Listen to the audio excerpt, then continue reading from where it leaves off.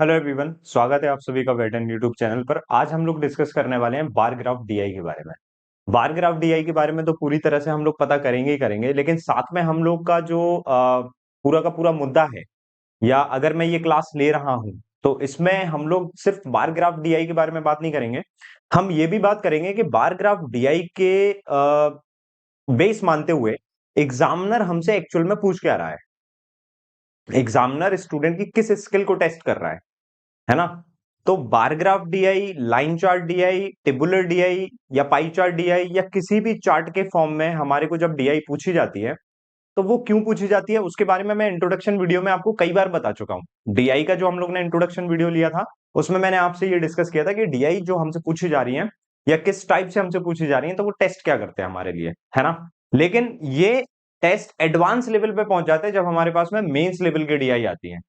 आज की क्लास में हम लोग मोर और लेस मेंस लेवल की डीआई डिस्कस करने वाले हैं, और इन वीडियो के माध्यम से और इस पूरे डीआई फाउंडेशन कोर्स के माध्यम से मैं आपके सामने ये सारे चार्ट्स इसलिए भी रख रहा हूं कि आप जब भी प्रिपरेशन करो तो आपको पता हो कि भाई इस चार्ट में ऐसा क्या है, एग्जामिनर हमसे क्या चाहता है, हमें किस लेवल तक इसकी तैयारी करना है, और एक चीज जो कॉमन है हर डीआई में वो क्या है ना। और साथ ही साथ में हम डीआई के प्रकार भी समझ जाएंगे, और उसमें जो हमारे एन नंबर ऑफ क्वेश्चंस बनते हैं या examiner an number of logics जो हमसे टेस्ट करवाना चाहता है उसके बारे में हम लोग फिर एक प्रॉपर प्रैक्टिस कर सकते हैं, है ना। तो ये फाउंडेशन कोर्स है हमारा, इसके ऊपर मैं टेबुलर डीआई का वीडियो ऑलरेडी डाल चुका हूं। ये आज हम लोग डिस्कस करने वाले हैं बार ग्राफ के ऊपर। तो मेन हमारा जो मुद्दा रहेगा या जो हमारा मोटिव रहेगा इस क्लास में वो सिंपल सा है भाई। हम ये चीज एनालाइज करेंगे, हम ये चीज टारगेट करेंगे कि हमारे से एक्चुअल में डीआई पूछी क्यों जा रही है और कॉमन चीज क्या है हर एक डीआई में, है ना। अगर हमने ये कॉमन चीज पकड़ ली तो फिर हमारे लिए क्वांट थोड़ा सा इजी हो जाएगा, क्वांट पे कंट्रोल लेना थोड़ा सा इजी हो जाएगा। आप क्लास को ऑब्जर्व कीजिएगा, आप समझिएगा कि मैं किस तरह से सारी चीजें यहां पे बना रहा हूं, या फिर किस तरह से मैं सारी चीजों को यहां पे डाइजेस्ट कर लेता हूं, और बड़े सिंपल वे में उस चीज को सिंप्लीफाई कर देते हैं अपन। अब जब बात सिंप्लीफाई करने की आती है किसी चीज को भी तो हमारे दिमाग में सिंप्लीफिकेशन आता है भाई। तो डीआई क्या एक सिंप्लीफिकेशन का एडवांस रूप तो नहीं, समझो चीजों को। हमसे क्वांट में सिंप्लीफिकेशन पूछा जा रहा है, उसमें कैलकुलेशन लग रही है, तो कहीं ना कहीं डीआई भी तो हमसे कुछ कैलकुलेशन ही तो डिमांड नहीं कर रही है, कुछ लॉजिक के साथ में, कुछ रीडिंग एबिलिटी के साथ में। अगर हमारी रीडिंग अच्छी है, अगर हमारे लॉजिक अच्छे हैं, तो हमसे वो डीआई जो है वो कैलकुलेशन की डिमांड कर रही है। यानी फिर ये सारी चीजों को मैं प्रैक्टिकल तरीके से आपको बताना चाहता हूं। और यहां पे जब आप उस चीज को देखोगे, ऑब्जर्व करोगे, जब उन चीजों को समझोगे, आप उस डायमेंशन पे अपनी थिंकिंग को लेके जाओगे, तब आपको इजी लगेगा फिर मामला। और अगर आपको इजी लगता है तो कमेंट सेक्शन में जरूर बताइएगा कि भैया इस वाली क्लास से मास्टर, इस वाली क्लास से हमारे को इम्पैक्ट तो हुआ है यार। तो इसी तरह से फिर अपन बाकी जो अदर चार्ट्स हैं उनके ऊपर भी ऐसी डिटेल क्लासेस लेके आएंगे, और डीआई फाउंडेशन कोर्स में ये सारी चीजें मिलेंगी। कहने को डीआई फाउंडेशन कोर्स है, लेकिन मैं आपको एक चीज बताऊं कि प्रीलिम्स में जो हमारे पास में डीआई आती है और मेंस में जो हमारे पास में डीआई आती है उसमें जमीन आसमान का फर्क होता है। प्रीलिम्स में जो डीआई है वो बहुत बेसिक कैलकुलेशन के ऊपर डिपेंड है। आपकी लॉजिकल थिंकिंग या फिर आपकी जो रीडिंग एबिलिटी है वो एक्चुअल में बहुत ज्यादा हद तक उसमें टेस्ट नहीं की जा रही है। इसलिए आपने देखा होगा प्रीलिम्स में हमारे पास में टाइम बहुत कम होता है, उसके बावजूद भी क्वेश्चंस हम लोग अटेम्प्ट कर पाते हैं। बट यही चीज जब मेंस में आ जाती है तो मेंस में हमसे फिर वो डिटेल चाहती है भाई कि आपकी रीडिंग एबिलिटी अच्छी है या नहीं, लॉजिकल थिंकिंग आपकी अच्छी है या नहीं, आप लॉजिक्स ढूंढ पा रहे हो तुरंत या नहीं, आप किसका कनेक्शन किसके साथ में दिया गया है वो सटीक तरीके से पता कर पाते हो या नहीं। ऐसा तो नहीं कि कभी कभी रैंडमली हमारा तुक्का बैठ जाता है तो हमारे को समझ में आ जाता है, अंडरस्टैंडिंग डेवलप हो जाती है, यानी कि इंटरप्रिटेशन पूरा हो जाता है हमारा, तो हमको लगता है कि हमको आ गई। लेकिन कई बार ऐसा होता है कि मास्टर वही सेम टाइप की डीआई हम फिर कर रहे होते हैं तो हम कनेक्शन नहीं बैठा पाते कि भाई ये बार में अगर ऐसा दिया गया है और इसके साथ में एक टेबल दी गई है या फिर पाई चार्ट दिया गया है तो ये वैल्यूज किस चीज की है। वो एक छोटा सा माइनर सी वो अंडरस्टैंडिंग नहीं बैठ पाती, और वो माइनर सी अंडरस्टैंडिंग जो होती है ना वही हमारे को स्टक करा देती है, और फिर हमें लगता है कि यार ये टॉपिक कॉम्प्लिकेट है शायद, लेकिन कॉम्प्लिकेट है नहीं बेटा। आज मैं आपको बताऊंगा इसको देखने का नजरिया, आप इसको देखिएगा, एंजॉय करेंगे आप। बहुत सारी बातें हमको करना है, बहुत सारी डीआई भी हमको सॉल्व करना है। लेकिन अगर आपको लगता है कि यार हमारी तैयारी एक ऑर्गेनाइज तरीके से नहीं चल रही है, तो आप एप्लीकेशन डाउनलोड करके या फिर वेबसाइट से भी हमारी पेड क्लासेस जो हैं, जो पेड कोर्सेज चलते हैं उनमें एनरोल कर सकते हो, और एक ऑर्गेनाइज तरीके से किसी भी एग्जाम को टारगेट करते हुए अपनी प्रिपरेशन कर सकते हो। ठीक है भैया। अच्छा, क्लासेस की पीडीएफ और जो अपडेट्स होती है वो आपको टेलीग्राम ग्रुप पे मिल जाएगी, ये टेलीग्राम ग्रुप की आईडी है। मैन्युअली आप लोग सर्च करके जा सकते हो या फिर सीधा सर्च करोगे वेटरन तो आपको ऑफिशियल ग्रुप मिल जाएगा। यहां पे आपको सारी की सारी अपडेट्स और क्लासेस की जो भी पीडीएफ्स होती हैं वो आपको मिल जाएगी प्रैक्टिस पर्पस के लिए, रिवीजन पर्पस के लिए। ठीक है, so we are discussing about bar graph DI. अब बार में ऐसा क्या है, बार में जरूरी चीजें क्या है कि हम सीधा जब बार ग्राफ देखें तो हम इधर उधर अपना टाइम वेस्ट ना करें। देखो ये क्लास इसी चीज के लिए हो रही है, आपका टाइम बचाने के लिए। क्यों टाइम बचाना है मास्टर? टाइम इसलिए हमारे को मैनेज करना है क्योंकि हमारे पास में टाइम का ही तो भाई पूरा का पूरा लड़ाई है। यानी जो हम एग्जाम देने जा रहे हैं उसमें टाइम का ही खेल है पूरा। जो जितनी जल्दी इंटरप्रेट कर ले, जो जितनी जल्दी अंडरस्टैंडिंग डेवलप कर ले, जो जितनी जल्दी कैलकुलेट कर ले, उसी की जीत है। तो यार सबसे पहले अगर हमारे पास में बार ग्राफ डीआई आ रही है तो हमको कुछ चुनिंदा चीजों के ऊपर में सबसे पहले फोकस करना है। वहां से हमारी एक अंडरस्टैंडिंग स्टार्ट होगी। आप समझ रहे हो क्या हो रही है कहानी? कि अगर मेरे पास में कोई डीआई आ रही है, मैं उसका डायरेक्शन पढ़ रहा हूं, मैं चार्ट देख रहा हूं, फिर मैं नोट पढ़ रहा हूं, फिर मैं सीधा क्वेश्चन जा रहा हूं, मैं ऑप्शन एलिमिनेट कर रहा हूं, मैं रेशियो लगाने का कुछ ट्राई कर रहा हूं, तो यार ये गलत तरीका है हमारा। स्टूडेंट इसी जंजाल में फंसा रहता है कई टाइम तक। तो अभी हमें करना क्या है कि अगर मेरे पास में सर जैसे बार ग्राफ आ रही है, टेबुलर डीआई में मैंने आपको बताया था, जिसने भी टेबुलर डीआई वाली क्लास ना देखी हो, इस वाले फाउंडेशन कोर्स की पहली क्लास है वो। ठीक है, वो जाके देखिएगा। उसके पहले मैंने इंट्रोडक्शन बताया था सारी डीआईस के बारे में कि एक्चुअल में हमारे से एग्जामिनर क्या टेस्ट कर रहा है। ठीक है, तो टेबुलर वाले में मैंने आपको एक चीज बताई थी कि उसके टेबल्स की जो हेडिंग्स होती है उसको देख के हम लोग को समझ में आ जाता है कि भाई एक्चुअल में कहानी चलने क्या वाली है। बार ग्राफ में एक्चुअल में ऐसी कौन सी चीज होती है जिसको पढ़ के हम समझ जाएंगे कि यहां से हम अपनी स्टार्ट कर सकते हैं अंडरस्टैंडिंग। अगर मैं यहां से रीड करना स्टार्ट करता हूं या यहां से स्टार्ट करता हूं ये क्वेश्चन के सेट को, तो मेरे को समझ में आने लगेंगी चीजें। देखो पहला स्टेप समझना ही है। अगर आपको स्टार्ट करते समय में समझ में आने लगेंगी ना चीजें, तो वो फिर आगे जाके अटेम्प्ट भी होगी। स्टार्टिंग में ही अगर समझ में नहीं आई, बीच में कुछ पॉइंट समझ में आ गए और उस बेस पे अगर आप अटेम्प्ट करोगे तो भैया थोड़ी सी दिक्कत है। फिर बीच में फंस सकते हो, बीच में कुछ भी हो सकती है चीजें। तो सबसे पहला स्टेप जो है वो हमारे को समझना है, यानी इंटरप्रेट करना है। अब इंटरप्रेट किसे करना है? डेटा को इंटरप्रेट करना है। तो बार ग्राफ में हमारे को किस डेटा को देखना है? लेट सपोज ये हमारे पास में एक बार ग्राफ है। ठीक है, यहां पे हमारे पास में कुछ कैटेगरीज दी गई होती हैं, जैसे मैंने कैटेगरी ले ली एबीसी। ठीक है, एबीसीडी ई।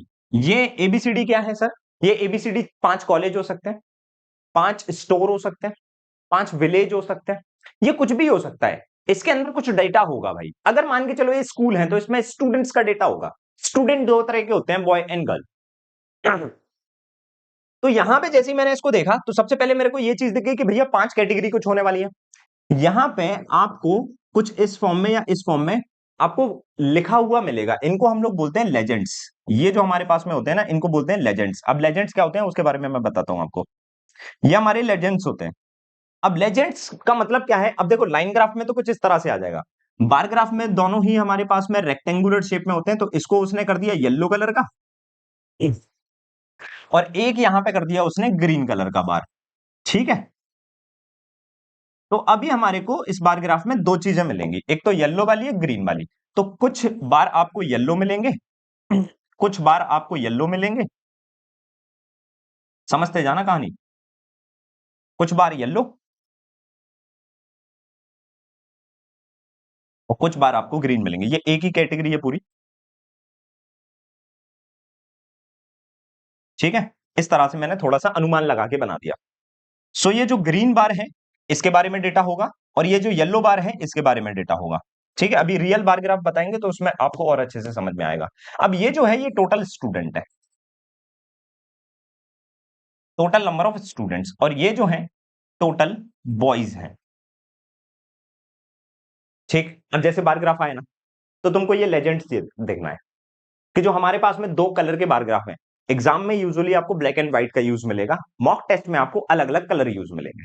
ठीक है, दोनों चीजें क्लियर है। तो अगर हम मान के चलो इन सब सिर्फ इन दोनों चीजों को देखते हैं, हमें पता पड़ गया देखते ही साथ बार ग्राफ आया। इन दोनों को देखा तो हमें समझ में आ गया टोटल स्टूडेंट और टोटल बॉयज दिए गए हैं। दो जो बार ग्राफ दिए गए हैं उसके बारे में ये दे दिया हमें। तो यानी कि टोटल स्टूडेंट में से बॉय हटाएंगे तो गर्ल आ जाएंगे। ये हमारी अंडरस्टैंडिंग हो गई। ये अंडरस्टैंडिंग हम लोग ने यहीं से स्टार्ट की है। तो बार ग्राफ में सबसे पहले आप लेजेंड्स देखोगे। लेजेंड्स के बाद में जो दूसरा काम है वो देखोगे आप यहां पे, these are major grid line. ठीक है, दूसरा काम आप क्या देखोगे? ग्रिड लाइंस के ऊपर में अपना फोकस होगा। मेजर ग्रिड लाइन यानी कि इस तरह से ये वैल्यू है हमारे पास में, लेट सपोज। ठीक है, मेजर ग्रिड लाइन आपको बताती है कि आपका जो डेटा है वो किस रेंज में चल रहा है। अगर आपका डेटा कुछ इस रेंज में दिख रहा है आपको, तो 20 के मल्टीपल में बातचीत चलने वाली है, यानी डेटा इजी होने वाला है। मैक्सिमम डेटा हमारे को 100 दे रखा है, यानी कि डेटा इजी होने वाला है। तो यहां पे उसने कैच क्या किया, सॉरी, अभी उसने एक कहानी कर दी, पता है क्या, कि यहां पे टोटल नंबर ऑफ स्टूडेंट दिए, यहां पे टोटल नंबर ऑफ बॉयज दिए, हम ये वाली वैल्यू निकालेंगे। अब इस वाली वैल्यू को निकालने के लिए, जैसे ये वाले ग्रीन वाली वैल्यू निकालना है, तो तुम्हारी ये जो वैल्यू है ये इस वाले मार्जिन से ऊपर जा रही है, तो इसको निकालने के लिए अब हमारे पास में सुविधा नहीं है। इसको अगर मैं देखूंगा तो ये 80 पे सीधा जा रहा है, मैं 80 बोल सकता हूं, बट ये वाली वैल्यू 80 से नीचे जा रही है, बट कितना वो हमारे को नहीं पता। तो इसके लिए वो देता है हमारे को क्या, माइनर ग्रिड लाइन। एक होती है हमारे पास में मेजर ग्रिड लाइन जो कि ये है, एक होती है माइनर ग्रिड लाइन, यानी कि दो बड़े जो गैप है हमारे पास में, जो दो मेजर गैप आ रहे हैं उनके बीच में स्मॉल डिटेल दे दी, मान के चलो 3 या 4 4 यहां पे स्मॉल गैप दे दिए, ठीक है, 4 4 इधर पे दे दिए। तो ये जो स्मॉल स्मॉल चीजें है ना, ये है हमारी माइनर ग्रिड लाइन, और ये जो है ये हमारी मेजर ग्रिड लाइन। आप समझ रहे हो? तो हमें इन चीजों को देखना है, इनसे हमें पता पड़ेगा वैल्यूज क्या चल रही, ठीक। तो अभी हमें समझ में आ गया कि टोटल स्टूडेंट ये 80 है, और ये वाली वैल्यू कितनी होगी, ये 40 के ऊपर जा रही है ये वाले गैप पे। तो अभी हमें इन स्मॉल गैप की वैल्यू निकालना पड़ेगी, बड़े गैप की तो वैल्यू है, जस्ट लाइक स्केल, एक स्केल होता है ना हमारे पास में, स्केल में क्या होता है, जीरो से चालू कर दिया, यहाँ पे 1 आ गया, यहाँ पे 2 आ गया, यहाँ पे 3 आ गया, यहाँ पे 4 आ गया, यहाँ पे 5 आ गया, यहाँ पे 6 आ गया, ये इंचेस में दिया गया है हमारे को। तो मेजर ग्रिड लाइन यानी कि इंचेस में। अब इसके बीच में वो मार्जिन दे देगा छोटे छोटे छोटे, जो कि होंगे हमारे सेंटीमीटर में। समझ में आ गया? तो यानी कि अब हमारे को ये जो छोटी माइनर ग्रिड लाइन दी गई है ना, इनकी वैल्यू पकड़ना है। अब इनकी वैल्यू निकालने के लिए क्या करना होता है, ये हमारा जीरो होगा, दो मेजर ग्रिड लाइन, या फिर यहां से देख लो, इन दोनों मेजर ग्रिड लाइन का डिफरेंस कितना है, 20 का। अगर यहां भी देखूंगा तो 40 माइनस 20 इज 20, तो 20 का डिफरेंस है। इसके बीच में स्मॉल गैप कितने हैं बस वो देख लो, 1 2 3 4 और 5, 5 स्मॉल गैप है, तो 5 से डिवाइड लगा दो। तो यहां पे जो स्मॉल गैप की वैल्यू आएगी, यानी कि जो माइनर ग्रिड लाइन से गैप बन रहा है उसकी वैल्यू 4 आएगी। इसको हम लोग यूजुअली बोलेंगे बिगर गैप और स्मॉल गैप। तो बिगर गैप की वैल्यू होगी हमारी 20, और स्मॉल गैप की वैल्यू होगी हमारे पास में 4। नाउ अभी अगर मेरे को ये वाली वैल्यू निकालना है, तो 40 प्लस 4 इज 44। तो यानी कि स्टूडेंट्स, टोटल स्टूडेंट्स हो गए यहाँ पे 80, और सॉरी बॉयज हो गए 44। तो ए वाले कॉलेज में मैं टोटल स्टूडेंट बता सकता हूं 40 है, देखो यहाँ पे 80 है, और टोटल बॉयज में बता सकता हूं, बॉयज कितने हमारे पास में 44 है। तो मैं गर्ल्स भी बता सकता हूं, गर्ल्स कितनी हो जाएंगी 36। सॉरी, थोड़ा सा यार गला गड़बड़ है। तो गर्ल्स 36 कैसे आ गई, टोटल स्टूडेंट में से टोटल बॉयज माइनस करके गर्ल्स 36। तो वो जो तीसरी चीज थी वो हम लोग ने निकाल दी। सेकंड थिंग, तो भी यहाँ पे एग्जामिनर क्या करेगा कि तुम तो इस चीज में निपुण, बार बार तुमने प्रैक्टिस कर ली, तुमको तो ये चीज आती है, तो वो टोटल बॉयज परसेंटेज दे देगा। यानी यहां पे ये टोटल स्टूडेंट्स का एग्जैक्ट डेटा है, बट जो बॉयज का डेटा है ना वो परसेंटेज में है। यानी कि ए कॉलेज में टोटल स्टूडेंट अगर 80 है, तो बॉयज जो होंगे वो 44% होंगे।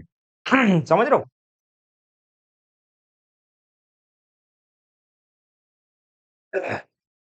सॉरी यार, तो बॉयज जो होंगे वो 44% होंगे, 80 का 44% मैं कर दूंगा, तो मेरे पास में एक डेसिमल में वैल्यू आ जाएगी। अब हालांकि मैंने ये खुद सब कुछ मान के बनाया है, examiner number of students, number of person को डेसिमल में कभी भी प्रेजेंट करके नहीं देगा।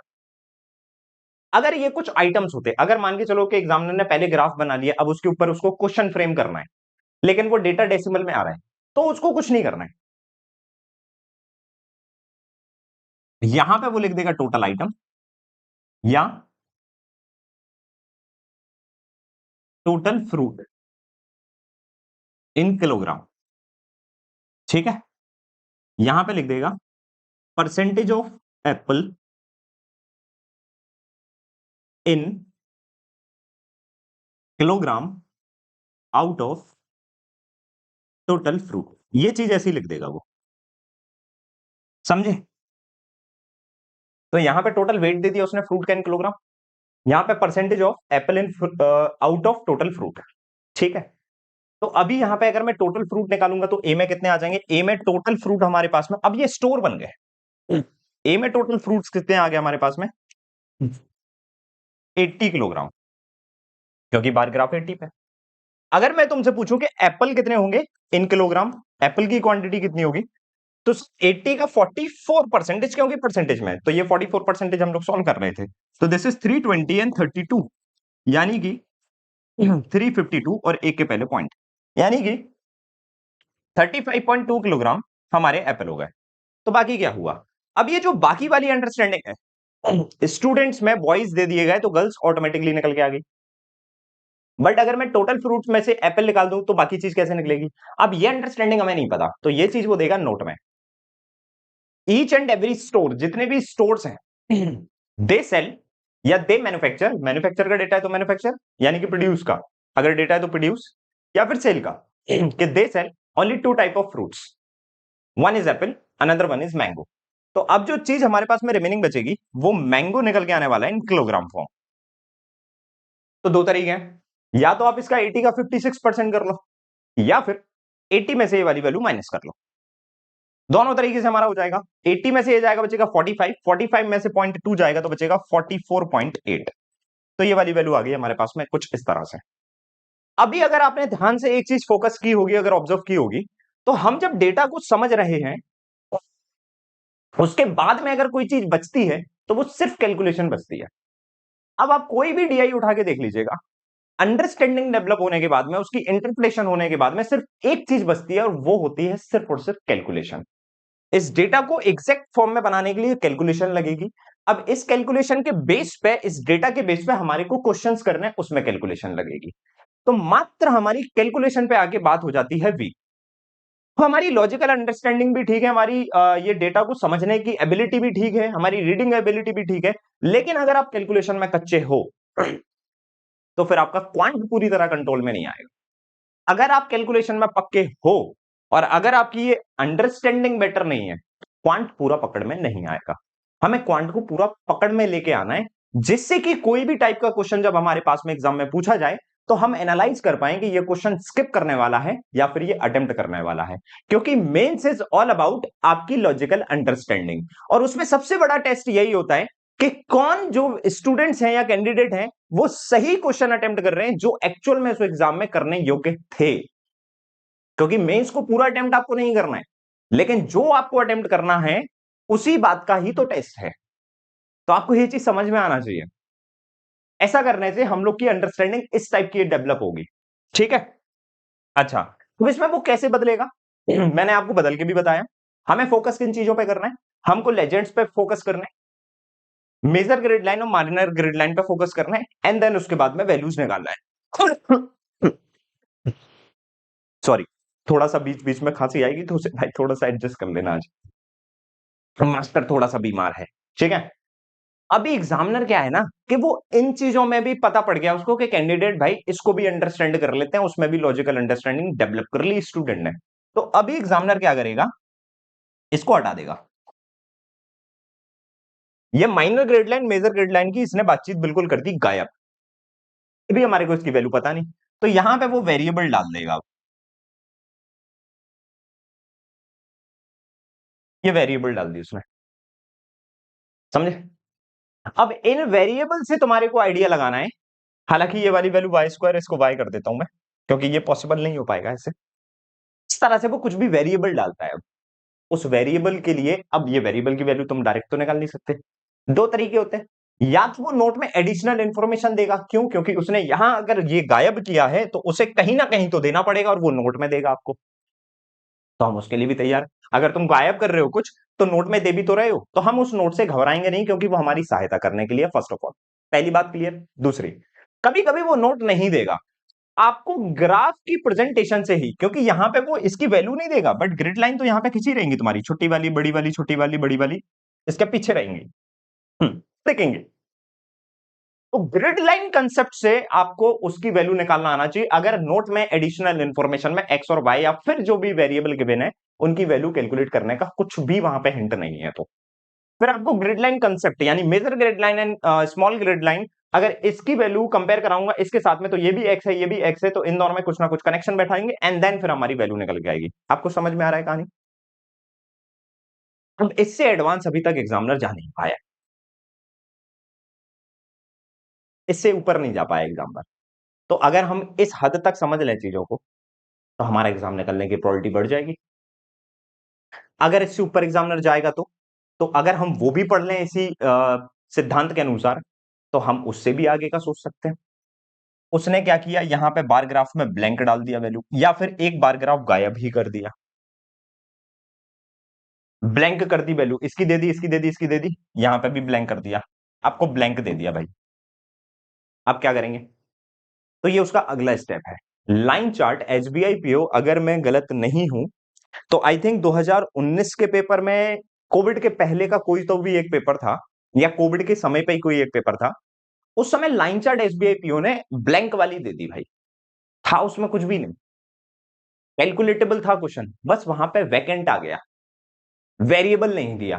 अब हमें खुद से वेरिएबल लेट करना था एंड देन उस लेट की हुए वेरिएबल को वहां पे निकालना था, नया कुछ नहीं था।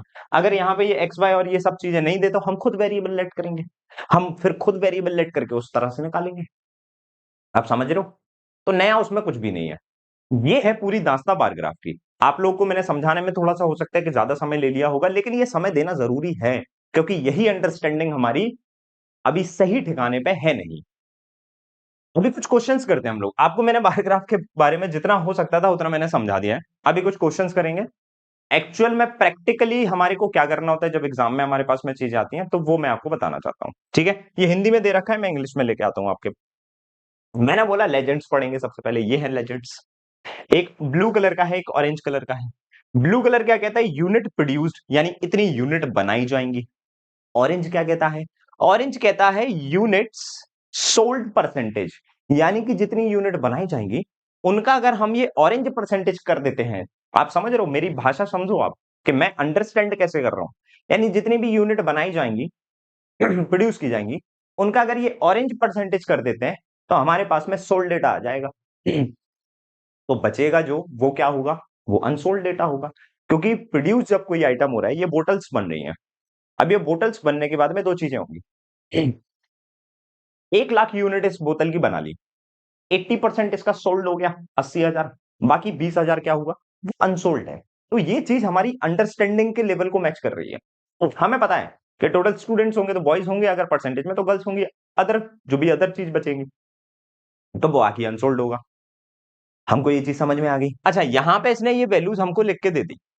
हालांकि ये नहीं लिखता तो भी काम चल जाता, क्योंकि यहां पे ये जो वैल्यू आ रही है बीच में आ रही है, तो हमें माइनर ग्रिड लाइन के भी और माइनर में जाना पड़ेगा, हमें उसके माइनर के भी और टुकड़े करना पड़ेंगे, विच इज नॉट पॉसिबल।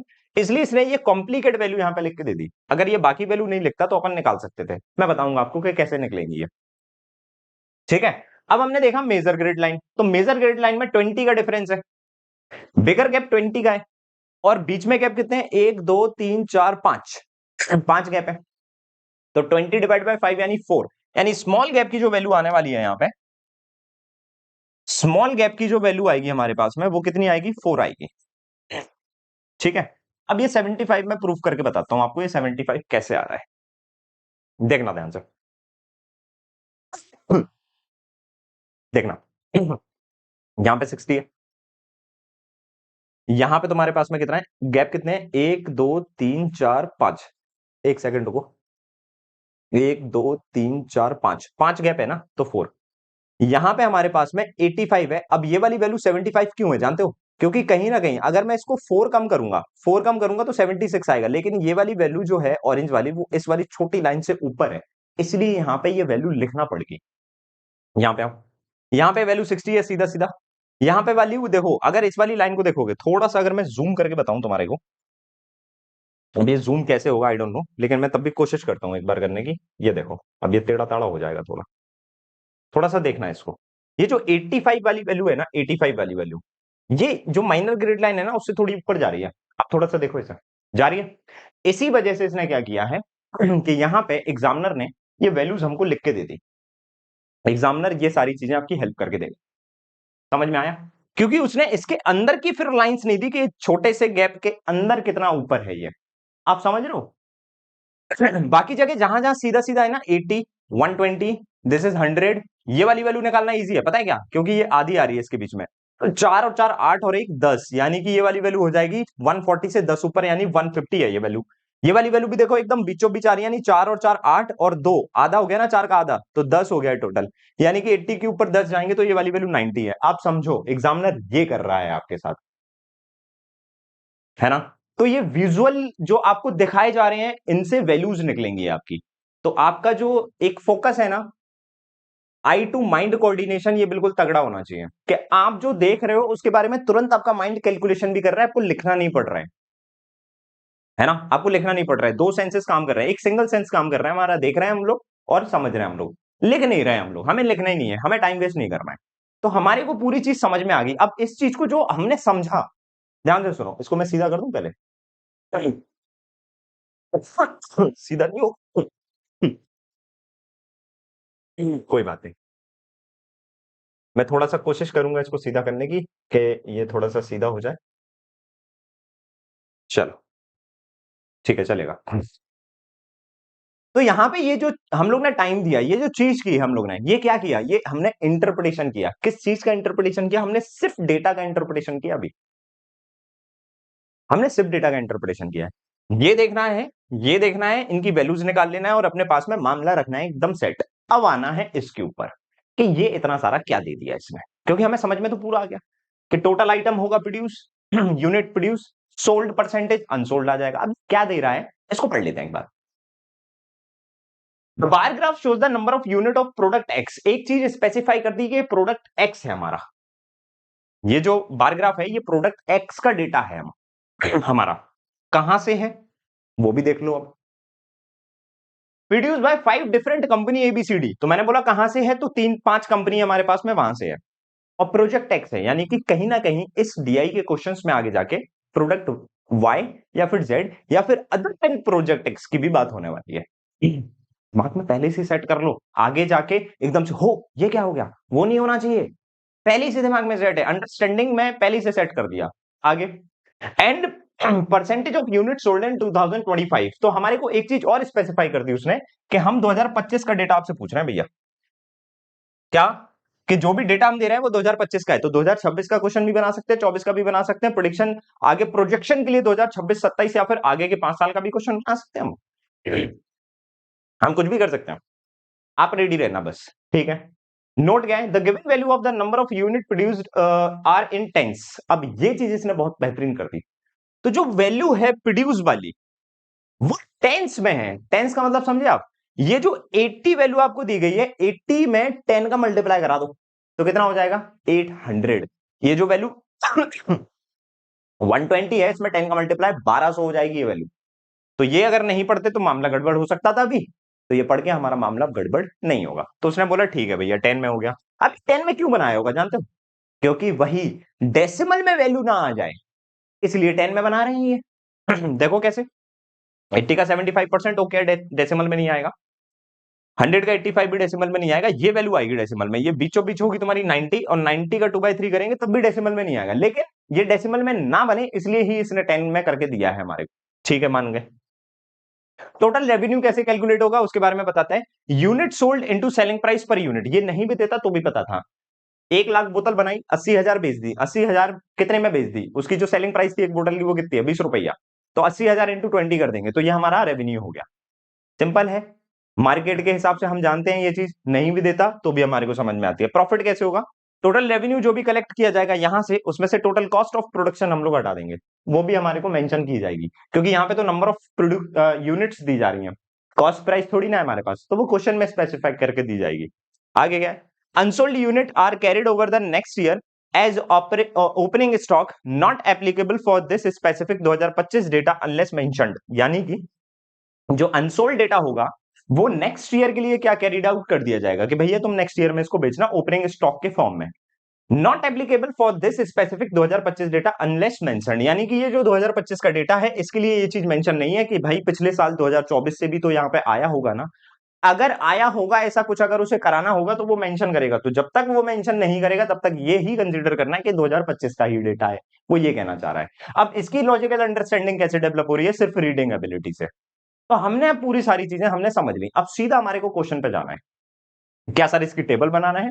आप बना सकते हो, लेकिन हम चाहते हैं कि हम सीधा क्वेश्चन पे जाएं, एक क्वेश्चन करके देखें कि हमने जो अंडरस्टैंडिंग डेवलप की है वो सही है या नहीं। और अगर एक क्वेश्चन हो गया तो बाकी के आगे के भी हो ही जाएंगे ना। तो पहले क्वेश्चन पे हम लोग जाते हैं टारगेट मारने। yes. पहला क्वेश्चन ये है हमारे पास, क्या बोलता है भाई, what is the ratio of the difference between the total sold units of company D and company B. तो सोल्ड यूनिट निकालना है, कंपनी बी की सोल्ड यूनिट यहां पे 120 यानी कि 1200 यूनिट्स होंगी, ठीक है, और 60% सोल्ड हो रही है तो इसका 60%, परसेंट से दोनों जीरो गॉन कर दिया, ठीक है। एंड क्या चाहिए तुम्हारे को, हमारे को चाहिए डी की सोल्ड यूनिट। तो डी की सोल्ड यूनिट क्या होगी, दिस वैल्यू इज हमारे पास में 150 यानी कि 1500, और डी सोल्ड कर रहे हैं कितना 80%, परसेंट से ये दोनों जीरो गॉन। इस वाली वैल्यू का डिफरेंस चाहिए तुम्हारे को। देखो what is the ratio of difference,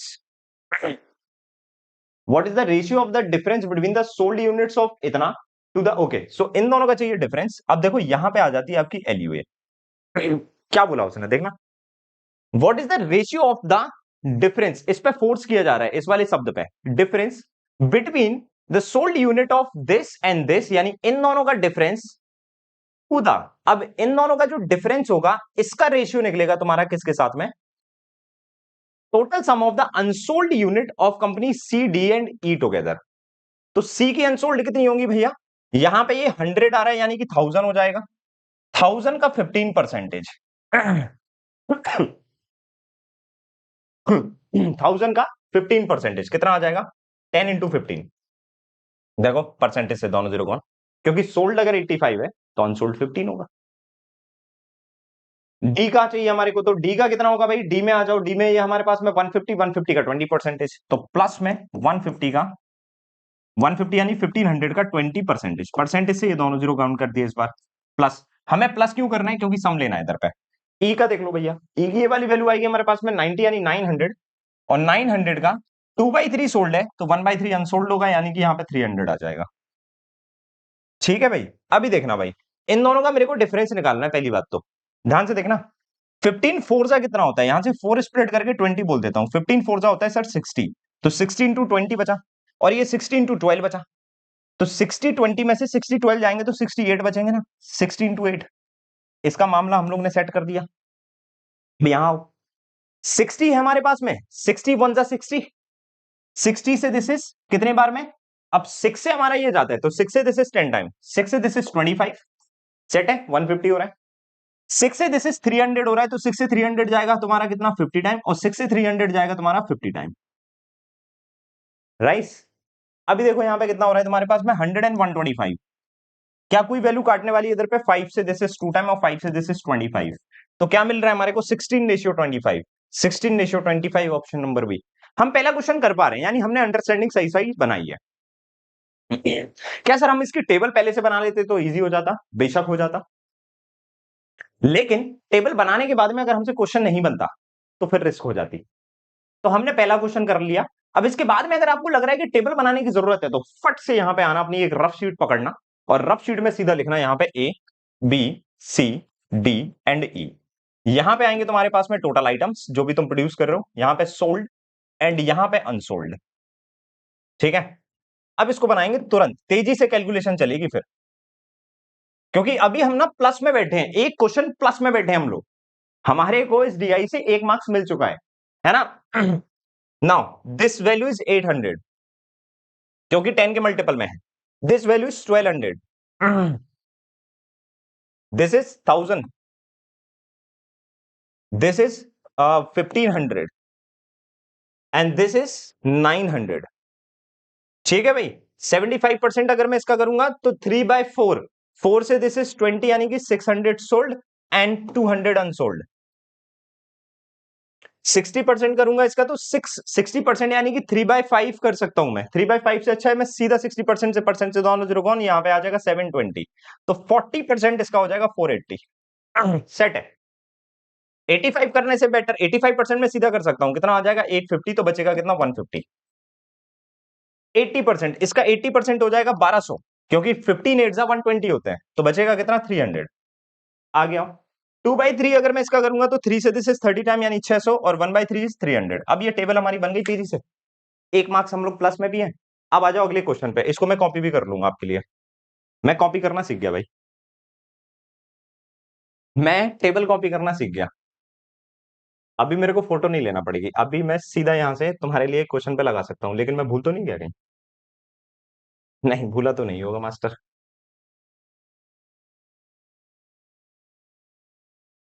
अभी मैं इसको सीधा कॉपी कर सकता हूँ भाई। चलो, हाँ जी। अब यहां पे हमारे पास में बार ग्राफ है हालांकि, लेकिन हम उसे भी कॉपी कर देते हैं जो हम लोग ने अपनी टेबल बनाई है ना? तो हम लोग ने उसे इधर डाल दिया छोटा करके, मान के चलो ये हमारी टेबल बनी है इसकी। ठीक। Yes. अब ये वाला क्वेश्चन देखिएगा, ध्यान से देखना। If the selling price per unit for the company D is 20% more than it's cost price per unit, cost price तो पता ही नहीं तो कॉस्ट प्राइस मान लेते हैं। कॉस्ट प्राइस मान ली मैंने, सीपी इज 100x, तो एसपी कितनी हो जाएगी? 20% मोर बोला है ना उसने, तो एसपी हो जाएगी 120x। ये मान लिया मैंने। आगे आओ। And the total cost of the production for the company D is इतना, तो कंपनी डी का टोटल प्रोडक्शन, तो कॉस्ट प्राइस मैं कंपनी डी का टोटल प्रोडक्शन यानी कि 150 यानी 1500 का मल्टीप्लाई मार दो, टोटल प्रोडक्शन। ठीक है, यहां से भी देख लिया, यहां से भी देख सकते थे। अगर टेबल नहीं है तो यहां से देखोगे, और टेबल है तो सेट हो गया मामला। तो ये हो गई इसकी टोटल कॉस्ट, लेकिन ये हमारे को एग्जामिनर ने दे रखी है कितनी? 15 और 4 टाइम जीरो, और 4 टाइम जीरो यानी कि यहां पे भी 1 2 3 4 जीरो है, वो चारों जीरो कट जाएंगे, 15 से 15 कट जाएगा, एक्स की वैल्यू 1 आ गई। यानी प्राइस जो है वो 100 और 120 ही है, क्योंकि एक्स की वैल्यू 1 हो गई। Find the total profit earn by the company D on the total unit sold. Profit कैसे निकलेगा? रेवेन्यू निकालना पड़ेगा तुम्हारे को। तो रेवेन्यू कैसे निकलेगा? डी ने आइटम कितने सोल्ड किए? डी ने आइटम सोल्ड किए 1200, कितनी प्राइस पे? 120 प्राइस पे। ये तो हो गए तुम्हारे रेवेन्यू। इसमें से माइनस कर दो क्या? कॉस्ट प्राइस, तो टोटल प्रॉफिट आ जाएगा। तो कॉस्ट प्राइस तो हमारे को ये दे रखी है, कितनी? 15 और 4 टाइम जीरो, 4 टाइम जीरो, और ये कितना है? 144 इंटू 1 2 3, 3 टाइम जीरो। ठीक है, तो रेवेन्यू हमारा ये हो गया। आइटम सोल्ड कितने हो रहे थे हमारे पास में? 1200, और 1200 आइटम इतने का सोल्ड हो रहा था हमारा। Find the total profit earn by the company D on unit sold. ठीक है, तो यही हमारा डिफरेंस निकल के आ जाएगा। यहाँ पे कितना आ रहा है?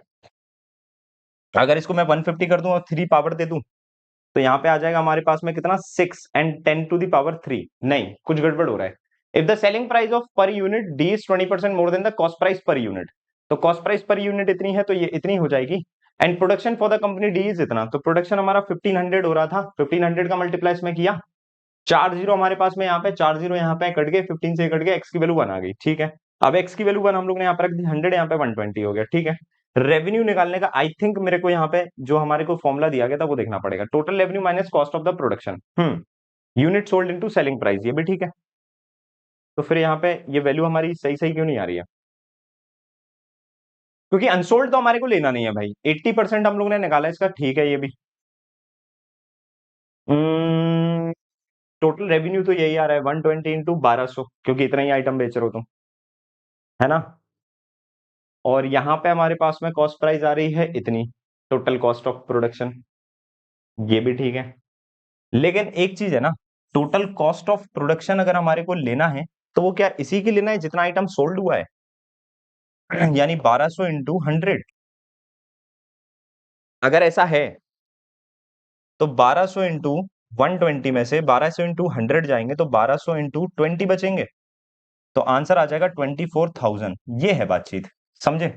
तो ऑप्शन नंबर ए होगा। अब एक्चुअल में हो क्या रहा है, जो आइटम आपने बेचा, देखो प्रॉफिट एक्चुअल में जो यहां पे इसने बोला है ना, यहां पे उसने टोटल कॉस्ट लिख दिया, लेकिन एक्चुअल में ये है नहीं। टोटल रेवेन्यू में से टोटल कॉस्ट ऑफ प्रोडक्शन, तो वो प्रॉफिट निकलेगा।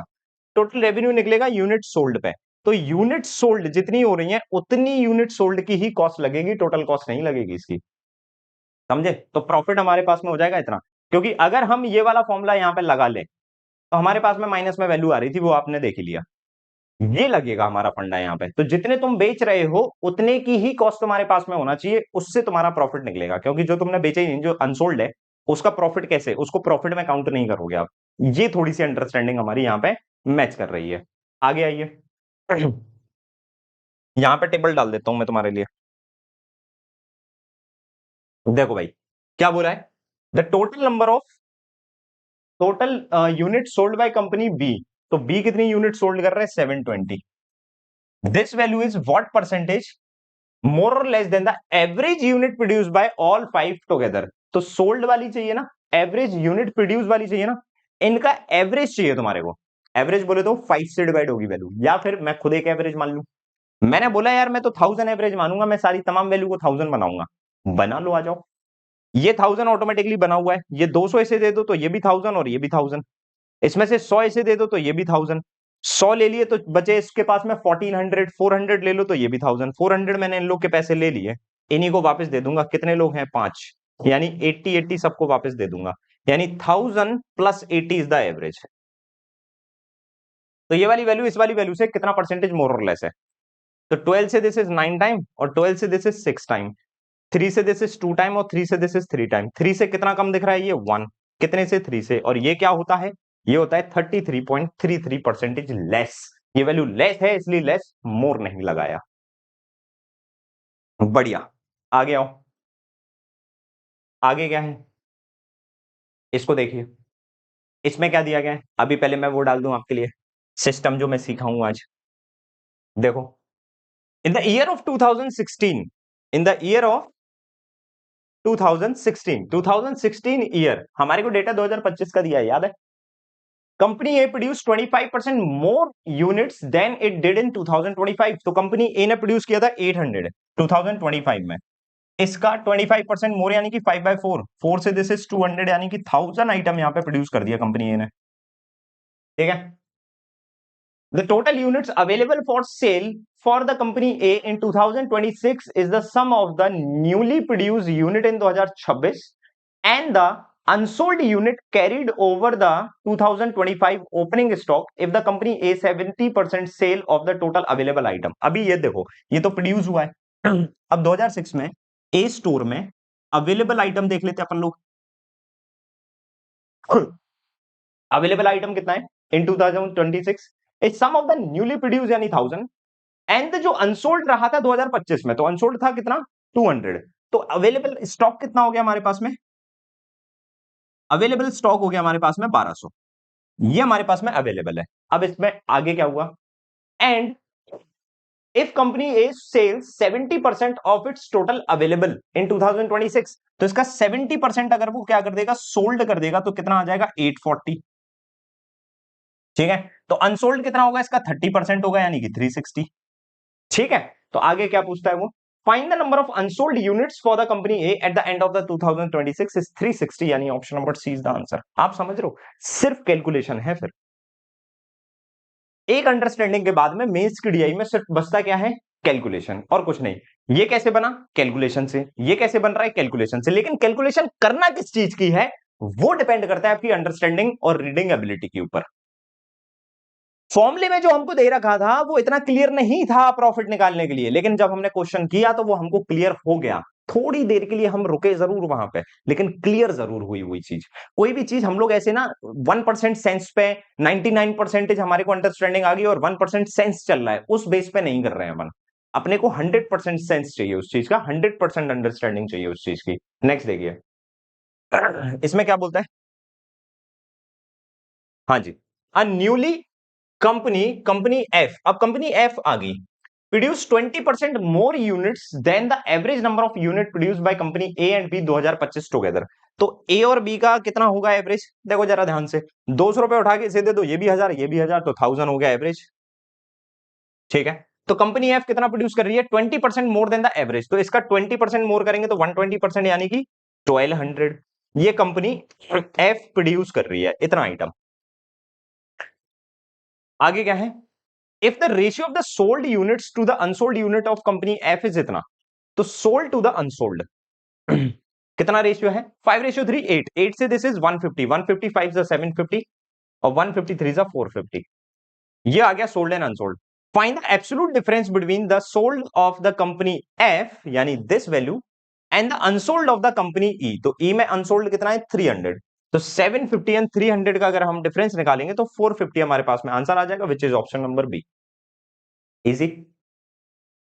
अभी थोड़ा सा इसको एग्जामिनर क्या करेगा, यहां पे इस ऑप्शन को अगर उसे स्टेटमेंट फॉर्म देना है तो वो ये भी कर सकता है। कहां गया मेरा bag, unsold units of company F. अब ये सारे ऑप्शंस वो स्टेटमेंट में फॉर्म में भी लिख सकता है। कहीं पर डिफरेंस अगर 350 का आ रहा हो या सम आ रहा हो, यहां पे वो लिख देगा sum of the unsold units of A and सी।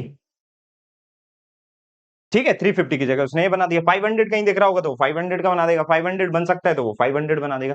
तो कुल मिला के वो किसी भी फॉर्म में तुम्हारे को क्वेश्चंस पूछ सकता है, किसी भी फॉर्म में तुम्हारे को ऑप्शंस दे सकता है, लेकिन अपने को उसकी गूगली, उसकी इन स्विंग, उसकी आउट स्विंग, उसकी लेंथ सब समझ में आना चाहिए। ठीक है, आगे आइए। आगे हमारे पास में एक और डीआई है। सबसे पहले हमारे को क्या करना होता है, ये पढ़ना होता है। ठीक है, सो लेजेंड्स क्या है, इनकम इन 1000, इनकम दे रखी है 1000 में, प्रॉफिट परसेंटेज में दे रखा है।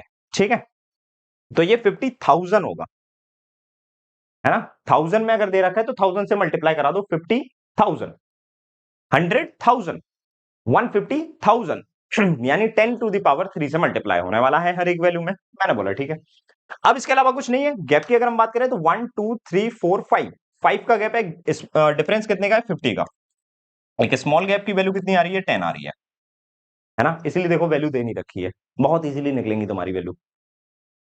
ये वैल्यू कितनी निकलेगी, 10 and 10 20, दिस वैल्यू 50 दिख रही है, दिस वैल्यू 10 and 10 और 10 का आधा 5, यानी कि 10 and 10 20 and 5, 25% दे रखा है ये। दिस वैल्यू 10 ओनली, 10 ऊपर जाएंगे तो 60 दे रखा है, दिस वैल्यू 10 नीचे आएंगे 50 से तो 40 दे रखा है। तो ये सारी चीजें तुमको दिख गई और तुमने देख के तुरंत समझ लिया कि अरे भाई ये डीआई तो मैं बनाऊंगा। क्यों, क्योंकि उसकी इंटरप्रिटेशन तुमने पूरी कर ली डेटा की। अभी क्या बचा है, थोड़ी सी रीडिंग हल्की फुल्की और फिर सीधी कैलकुलेशन। उस चीज के लिए रेडी हूं मैं। चलिए, अब देखो ये हमारे पास में क्वेश्चन है। क्वेश्चन देखिए, what is the total expenditure of shopkeeper P and the shopkeeper T together in that month. हमारे को एक्सपेंडिचर बोल दिया है, इनकम दे रखा है, प्रॉफिट परसेंटेज दे रखा है। तो ये दुनिया के लिए होगी इनकम एक्सपेंडिचर की डीआई। हमने जैसे ये चीजें पढ़ी ना तो हमें समझ में आ गया कि ये डीआई का बेस क्या है, इनकम एक्सपेंडिचर। अब ये दुनिया के लिए इनकम एक्सपेंडिचर होगा। मैं सीधा क्वेश्चन पे आऊं, मैंने डायरेक्शन नहीं पढ़ा अभी तक, डायरेक्शन नहीं पढ़ा। डायरेक्शन में प्रॉफिट परसेंटेज दे रखा है तुम्हारे को ऑफ 5 डिफरेंट शॉपकीपर, वो चीज हमारे को समझ में आ चुकी थी ऑफ अ पर्टिकुलर मंथ, तो वो चीज हमें समझ में आ चुकी है, इसलिए नहीं पढ़ा। तो हम लोग ने क्या है हमारे पास में, income and expenditure based DI है। ठीक है, इनकम जो होता है ये हमारा होता है सेलिंग प्राइस, और ये जो होता है ये हमारा होता है कॉस्ट प्राइस। इसको इस तरह से हम लोग क्या करेंगे, कंसीडर करेंगे। क्यों करेंगे, क्योंकि प्रॉफिट परसेंट का जो फॉर्मूला होता है प्रॉफिट एंड लॉस में, क्योंकि देखो इनकम एक्सपेंडिचर होगी भाई एग्जामिनर के लिए, अपन ने इसको प्रॉफिट एंड लॉस की डीआई बना दिया। प्रॉफिट परसेंटेज होता है हमारा एसपी माइनस सीपी अपॉन में सीपी इंटू 100, ये बेसिक स्टैंडर्ड फॉर्मूला यही होता है। इसका प्रॉफिट परसेंटेज निकालने का जो फॉर्मूला होता है इनकम एक्सपेंडिचर में, वो होता है इसी के बेस पे, यानी कि इनकम माइनस एक्सपेंडिचर अपॉन में एक्सपेंडिचर, यानी सीपी फॉर्म एक्सपेंडिचर इंटू 100। समझ में आया। तो ये फॉर्मूला लगता है, फॉर्मूला एक्चुअल में इनकम एक्सपेंडिचर की डीआई में गिवन होता है, इसमें गिवन नहीं है। तो आपको फिर पता होना चाहिए किस बेस पे बनता है ये, तो ये इस बेस पे बनता है। ठीक है, अभी इस क्वेश्चन को देखो, तुम कर सकते हो।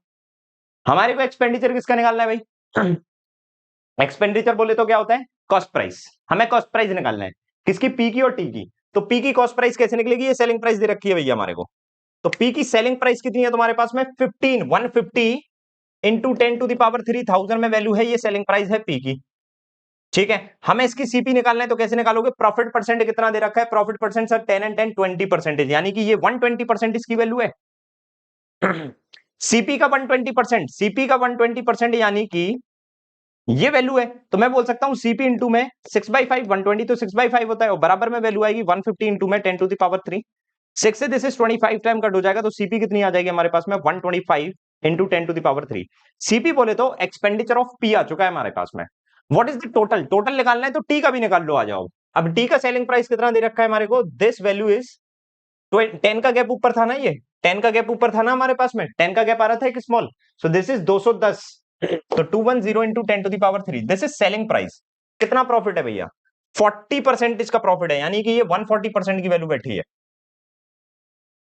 7 से दिस इज 20 टाइम, 7 से दिस इज 30 टाइम। 100% बनाने के लिए 5 से मल्टीप्लाई, क्योंकि वही सीपी होता है, तो 5 से मल्टीप्लाई यानी कि 150 into 10⁻³ this is the expenditure of T, क्योंकि कॉस्ट प्राइस आ गई है, एक्सपेंडिचर ऑफ टी ये एक्सपेंडिचर है हमारे पास में, और टी का एक्सपेंडिचर कितना है 150 इंटू 10⁻³। दोनों को प्लस कर देंगे तो आ जाएगा कितना 275 into 10⁻³। This is our answer 275 into 10⁻³, option number B. आप समझ रहे हो? यही है भाई, पूरी अंडरस्टैंडिंग होना चाहिए हमारे को। आगे आइए, find the ratio between the total profit earn by the Q.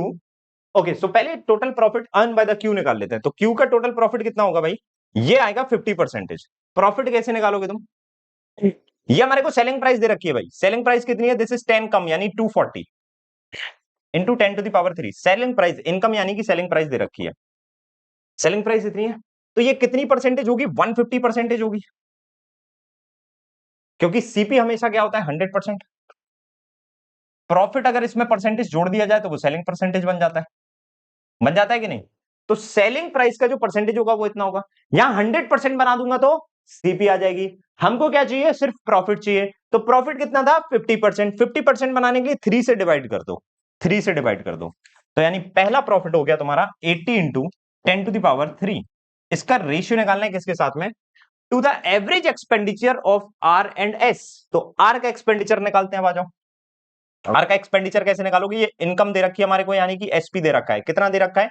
10 10 10 30, यानी कि 180। सो 180 इंटू 10⁻³। कितने प्रॉफिट पे दे रखी है? 25, यानी कि दिस इज 25 बोले तो 5/4, या फिर 25% प्रॉफिट, यानी 125% दे रखा है ये हमारे को। ठीक है, 5 से कट कर लेते हैं 25, 5 से कट कर लेंगे 36। 100 बनाने के लिए 4 से मल्टीप्लाई दिस साइड, 4 से मल्टीप्लाई दिस साइड, 108 हो गया ये, है ना? 108 देखते जाना, 108 इंटू 10⁻³। अभी हमारे को चाहिए यहाँ पे एस की कहानी, तो एस की कहानी भी निकाल लेते हैं, आ जाओ। सॉरी, 114 हो रहा है ये, 144 हो रहा है। ठीक है, 4 जाएगा, क्योंकि एस के लिए हमारे को सेलिंग प्राइस कितनी दे रखी है? दिस इज 10 एंड 10 320 इंटू में ये कितना 10⁻³ तो चाहिए चाहिए हमारे को, और प्रॉफिट कितना है? 60%, यानी 160% की वैल्यू है हमारे पास में। ठीक है, 160 से दिस इज हमारा 2 टाइम चला जाएगा। 100% की वैल्यू 100 से मल्टीप्लाई, 100 से मल्टीप्लाई, यानी 200 इंटू 10⁻³। इस एवरेज चाहिए भाई हमारे को, तो एवरेज चाहिए तो 2 से डिवाइड कर देंगे। 2 से ये डिवाइड होगा 100 टाइम, और 2 से ये डिवाइड होगा 72 टाइम। 10⁻³ कॉमन है, कट जाएगी। ठीक है, अब यहां पे बचा हमारे पास में 80, और यहाँ पे 72 एंड 100, 4 से ये कट हो रहा है। 8 से कट नहीं हो रहा, 4 से कट हो रहा है 20, 4 से कट हो रहा है 18, और 4 से कट हो रहा है 25। दोनों को प्लस कर देंगे, कितना आ जाएगा? 43। तो 20:43, ऑप्शन नंबर सी। सिर्फ कैलकुलेशन है, फिर उसके बाद अगर आपने अंडरस्टैंडिंग कर ली है तो सिर्फ कैलकुलेशन है। ठीक है, बाकी इसके जो क्वेश्चंस रहेंगे वो होमवर्क में करेंगे, क्योंकि अंडरस्टैंडिंग में बता चुका हूं मैं। आगे की टाइप ऑफ डीआई पे मैं लेके चलता हूं। सो ये क्वेश्चन आपका होमवर्क में रहेगा, कमेंट सेक्शन में आंसर जरूर देना। Homework number 1, this is homework number 2, and this is homework number 3। ठीक है, ठीक। अब देखो ये हमारे पास में अगली डीआई। अब इसमें क्या हो रहा है हमारे पास में? ये पढ़ते हैं, लेजेंड्स पढ़ते हैं हम लोग सबसे पहले। तो टोटल स्टूडेंट्स अपीयर दे रखे हैं, percentage of pass student they रखे हैं। तो एपियर जो होंगे, एपियर में से एक कैटेगरी निकल जाएगी पास वाली, तो जो अदर कैटेगरी बचेगी वो कौन सी निकलेगी? फेल वाली, क्योंकि एपियर में से दो ही चीजें तो निकलती हैं।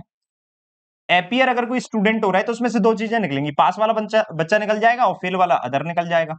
जैसे टोटल स्टूडेंट्स में से दो चीजें निकलती है, बॉयज एंड गर्ल्स। समझ रहे हो? तो ये बेसिक अंडरस्टैंडिंग वाली बात है हमारी। हालांकि ये चीज हमारे को वो समझा देगा। अभी आगे आता हूं इंग्लिश वाले पोर्शन पे। देखिए, टोटल स्टूडेंट्स अपीयर्ड है, और परसेंटेज ऑफ पास स्टूडेंट है हमारे पास, ये कितने? अब देखो सर, यहां पे आपने बताया था लेजेंड्स वैल्यू के बाद में आपको अगली चीज देखना होती है। सर अगली चीज तो यहाँ पे है ही नहीं, अगली चीज तो मेंशन ही नहीं कर रखी इसने। यानी कि यहाँ पे हमारे को ग्रिड लाइंस दिख रही है, मेजर एंड स्मॉलर वाली, यानी माइनर वाली, बट उनके एक्सिस की वैल्यू नहीं पता पड़ रही है हमारे को। तो ऐसे में हम लोग क्या करेंगे, इसको हमारे को थोड़ा सा अंडरस्टैंड करना है। सोचो थोड़ा, ये हमारे पास में 15x है, और सॉरी 12x है, और यहां पे हमारे को 15x दे रखा है। 12x एंड 15x, इसके पीछे कितनी वैल्यू है वो दिखाई नहीं दे रही। चलो आ जाओ यहां पे, ये वाली 16x है हमारे पास में, और ये वाली वैल्यू 12x है हमारे पास में। ध्यान से देखना, एक बड़ा गैप, दूसरा बड़ा गैप, 3 4 5 6, और यहां पे ये 6 बड़े गैप आ रहे हैं, यानी कि मैं यहां पे ए में बोल सकता हूं, ए में 6 बड़े गैप हैं जिनकी वैल्यू 12x है। ठीक है, अब आ जाओ तुम किसमें, ई में। ई में देखो, ई में गैप कितने हैं, 1 2 3 4 5 6 7 8। ई में 8 बड़े गैप हैं जिनकी वैल्यू है कितनी हमारे पास में, 16x। तो इन दोनों का डिफरेंस कितना हो जाएगा, इन दोनों का डिफरेंस होगा सर दो बड़े गैप। तो दो बड़े गैप की वैल्यू कितनी हो जाएगी सर, 4x। यहां पे ऐसा बोल सकता हूं मैं। तो एक बड़े गैप की वैल्यू कितनी हो जाएगी हमारे पास में, 2x। अब ये तो हो गया हमारा सीधा सीधा तरीका, हालांकि हम ये चीज यहां से भी निकाल सकते थे। 6 बड़े गैप हैं, वैल्यू कितनी आ रही, 6 बड़े गैप की वैल्यू 12x आ रही, तो एक गैप की वैल्यू कितनी आ जाएगी, 2x आ जाएगी। ये तो सिंपल सी लॉजिक सी बात हो गई। तो फिर ये क्यों किया मास्टर, ये इसलिए किया मास्टर ने, अगर मान के चलो यहां पे कोई एक वेरिएबल आ जाता, वेरिएबल के साथ में एक एब्सोल्यूट वैल्यू आ जाती, तो एब्सोल्यूट वैल्यू आने की वजह से वो हमारे पास में वैल्यू निकल के आ जाती, इसलिए हम लोग ने पहले ये टेस्ट किया। हालांकि हम लोग इस चीज को डायरेक्ट भी कर सकते हैं, 8 बड़े गैप बराबर 16x, तो एक सिंगल गैप की वैल्यू 2x आ जाएगी। ठीक है, तो बड़े गैप की वैल्यू हमारे पास में देखना ध्यान से, 1 बड़े गैप की जो वैल्यू है उसकी वैल्यू हमारे पास में कितनी आ रही है, 2x आ रही है, राइट। अभी हमारे को पता है कि यहां पे वैल्यू कुछ ना कुछ निकालने के लिए मिलेगी। मैं आपको बता रहा हूं ग्राफ की प्रेजेंटेशन को कैसे समझा जाता है वेरिएबल के फॉर्म में जब पूछी जाती है। अच्छा, अब ध्यान से देखना भाई, ये तो हो गई हमारी एक्स वाली वैल्यू। यहां पे जो भी एक्स वाली वैल्यू है वो हमारे पास में मल्टीपल के फॉर्म में है, उसके साथ में एब्सोल्यूट वैल्यू नहीं है प्लस में या माइनस में, वो सिर्फ मल्टीपल फॉर्म में है। तो यानी एक्स की वैल्यू हमारे निकालने में अभी मदद नहीं हो रही, लेकिन हमने एक बड़ा गैप निकाल लिया एक्स के फॉर्म में। अच्छा, वाई की वैल्यू देखो अब तुम जरा, y की वैल्यू हमारे को एब्सोल्यूट वैल्यू एक तो यहां दिख रही है, क्योंकि इधर पे मेरे को लाइन दिख रही, यहां लाइन इसके ऊपर आ गई, लेकिन जहां तक मुझे पता है ये वाली वैल्यू यहीं पे होगी। लेकिन पता होने से कुछ नहीं होता, एक वैल्यू मेरे को यहां दिख रही है और एक वैल्यू मेरे को यहां दिख रही है, देखना ध्यान से। इस वाली वैल्यू को मैं यहां पे लेके चलता हूं क्योंकि ये यहीं होगी, और ये वाली वैल्यू हमारे पास में यहां है। तीन बड़े गैप, तीन बड़े गैप की वैल्यू क्या होगी, 2x 2x 2x यानी कि 6x। हालांकि इसकी जरूरत नहीं है, इससे ही काम चल रहा है। 2x 2x 2x कितना हो जाएगा, 2x 2x 2x 6x। 6x की वैल्यू कितनी हो जाएगी, दिस वैल्यू, क्योंकि ये तीन बड़े गैप हैं, यानी y+10। परसेंटेज नहीं लेंगे क्योंकि वो परसेंटेज तो अलग वाली वैल्यू है, जब यहां वैल्यू आएगी उसमें आगे परसेंटेज डाल दिया जाएगा, लेकिन ये गैप की वैल्यू उतनी ही होगी, तो ये हो गया। यानी कि 6x माइनस वाई की जो वैल्यू आने वाली है ये 10 आने वाली है। हम लोग ने एक इक्वेशन बना ली भाई, सिर्फ ग्राफ से। तुम क्या बात कर रहे हो, सिर्फ ग्राफ ग्राफ से हमने एक इक्वेशन बना ली। अगर मेरे को ये वाला गैप और ये वाला गैप पता पड़ जाता ना कि ये कितना है, हालांकि ये नीचे या ऊपर होगा, क्योंकि अगर मैं इन दोनों को बराबर करूंगा ना तो ये बराबर करने पे y से y कट जाएंगे, तो ये बराबर नहीं हो पाएगा। यानी ये वाला गैप यहां पे अगर होगा तो ये दो गैप की वैल्यू दे रहा है और ये तीन गैप की वैल्यू दे रहा है, तो हम यहां पे पता है क्या कर सकते हैं, आप अगर ये एक्चुअल में दो गैप पे है तो देखना यहां पे तीन गैप आ रहे हैं, y+10 की जो वैल्यू है वो है कितने, तीन गैप। 2y+-10 की जो वैल्यू है वो कितने गैप है, एक और दो गैप। इनका ले लेंगे रेशियो, एक गैप की वैल्यू 2x है तो यहां पे रख देंगे इनटू में 2x, यहां पे इनटू में 2x, वो 2x से 2x कट जाएगा। अभी देखो 2 से this is 5 time, this is 1 time, इसका मल्टीप्लाई इधर पे होगा तो y+10 बचेगा, यहां लिख देता हूं मैं, आपको मैं सिर्फ समझा रहा हूं, हालांकि इसको पढ़ेंगे तो हो जाएगा वो। और बराबर में क्या मिलेगा, 3y-15। ये 15 यहां जाएगा 25, और ये हो जाएगा तुम्हारा 2y। सो y की वैल्यू हो जाएगी 12.5। अगर y की वैल्यू 12.5 है तो this is 22.5, this is 25, this is what, y की वैल्यू 12.5 है ना, तो this is 25 minus 10 is 15, this is 12.5 यानी 37.5, दिस इज 12.5 यानी कि 25 माइनस 5 इज 20। आप समझ रहे हो, लेकिन यहां पे हमारे पास में कितना आ रहा है, 25, और यहां पे कितना आ रहा है हमारे पास में 20, विच इज नॉट पॉसिबल। यानी कि ये वाली वैल्यू हमारी थोड़ी नीचे ऊपर कहीं पे भी है, यानी y की वैल्यू यहां पे नहीं निकल रही। अब अगर y की वैल्यू यहां नहीं निकल रही और इवन x की भी वैल्यू नहीं निकल रही, तो ये ग्राफ उसने सिर्फ इक्वेशन बनाने के लिए हमारे को दे रखा। ये वैल्यू अगर वो ऊपर नीचे कर देगा, ग्राफ पूरा दिखा रहा है, हालांकि इसमें देखो एरर है, मैं आपको बताऊं, ये वैल्यू थोड़ी ऊपर या थोड़ी नीचे होना चाहिए थी, और मैं इसको एरर इसलिए नहीं मानूंगा क्योंकि नोट में वैल्यू निकालने का बंदोबस्त दे रखा होगा। अगर मैं ये पूरे नोट गायब कर दूं यहां पे, अगर मैं ये पूरे नोट गायब यहां से कर दूं, तो फिर मेरे को हर एक डंडी हर एक बार क्लियरली विजिबल होना चाहिए। क्लियरली विजिबल नहीं हो रहा है, यानी नोट आपकी हेल्प करेगा इन वेरिएबल को निकालने के लिए। देखो जरा नोट कैसे हेल्प करता है तुम्हारी। The difference between the total number of students who appear from the school E and C is exactly 800। E में कितने अपीयर हो रहे हैं? इतने। सी में कितने अपीयर हो रहे हैं? इतने। इन दोनों का डिफरेंस कितना है? 8x। 8x की वैल्यू कितनी है? 100। 800 सॉरी। तो x की वैल्यू कितनी आ जाएगी? 100। इफ x की वैल्यू 100 तो बिग गैप की वैल्यू कितनी हो गई? 200। यानी कि this is 200, this is 400, this is 600, this is 800, this is 900 sorry 1000, and this is 1200, and this is 1400। ये इस तरह से हमारे पास में मेजर ग्रिड लाइन निकाल ली भैया हम लोग ने। मेजर ग्रिड लाइन आ गई हमारे पास। अच्छा मेजर ग्रिड लाइन आ गई, आगे देखो। Total number who failed the exam in school A is exactly 480। तो ए में जो फेल हो रहे हैं, तो ए में टोटल स्टूडेंट कितने हैं? 1200। इसमें से कुछ पास होंगे कुछ फेल होंगे, तो जो फेल हो रहे हैं वो 480 है, तो जो पास हो रहे हैं वो कितने होंगे? 720। तो जो पास हो रहे हैं वो टोटल का कितना परसेंटेज है? तो 720 इज व्हाट परसेंटेज ऑफ 1200? 12 से 100 बार और 12 से 6 बार, यानी 60% है। तो पास होने वाले 60% है। ए में पास होने वाले कितने हैं? 2y हैं। सो 2y परसेंटेज की वैल्यू इज 60%। सो y की वैल्यू इज 30। तो मैंने बोला था ना, y की वैल्यू जो हम निकाल रहे थे 12.5 वो गलत है, क्योंकि y की वैल्यू 30 रखोगे 60 आएगा, और y की वैल्यू यहां पे 30 रखोगे तो कितना? 60 माइनस कितना आ जाएगा तुम्हारे पास में?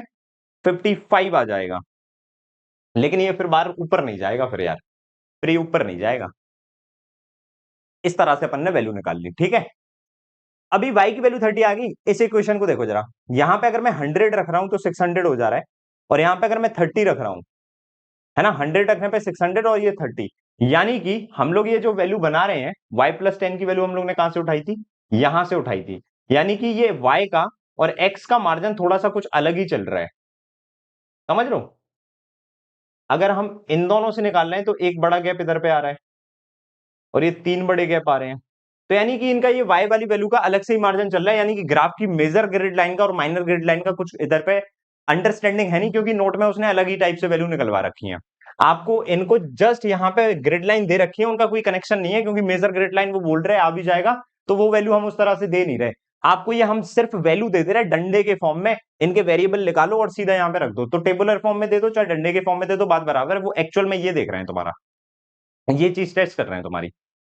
तो मैंने बोला ठीक है भाई, तो मेरे पास में एक्स और वाई की वैल्यू यानी इस तरह से मद्देनजर रखते हुए हमारी सेट नहीं हो रही है, एक्स की वैल्यू ये आ रही है और वाई की वैल्यू ये आ रही है। तो मैंने बोला ठीक है भाई, एक्स की वैल्यू 100 है और वाई की वैल्यू हमारे पास में 30 है। मैं इसकी टेबल बनाऊंगा क्योंकि वैल्यू हमारे पास में क्लियर नहीं है। So A B C D and E आ जाएगा हमारे पास। यहां पे आ जाएंगे टोटल अपीयर स्टूडेंट, यहां पे आ जाएंगे पास स्टूडेंट, और यहां पे आ जाएंगे फेल स्टूडेंट। ठीक है भाई। देखो जरा, तो ये ग्रिड लाइन का इसमें कोई रोल है ही नहीं, आप समझे? क्यों? क्योंकि वो चीज हम लोग ने चेक करके देख ली, मैटर ही नहीं कर रही है। और वो क्यों नहीं कर रही है? क्योंकि हमको नोट दिया गया था। नोट नहीं होगा तो फिर वो बार ग्राफ बेस पे ही बनाएगा सारी चीजें, फिर एक पॉइंट भी तुम्हारी ऊपर नीचे वैल्यू नहीं होगी, ठीक है। अच्छा, एपीयर स्टूडेंट, अब हमें ग्रिड लाइन का मतलब नहीं है, सीधी एक्स और वाई की वैल्यू रखना है, सीधा काम हो जाएगा। 1200 appear student, 1500 appear student, 800, 1000।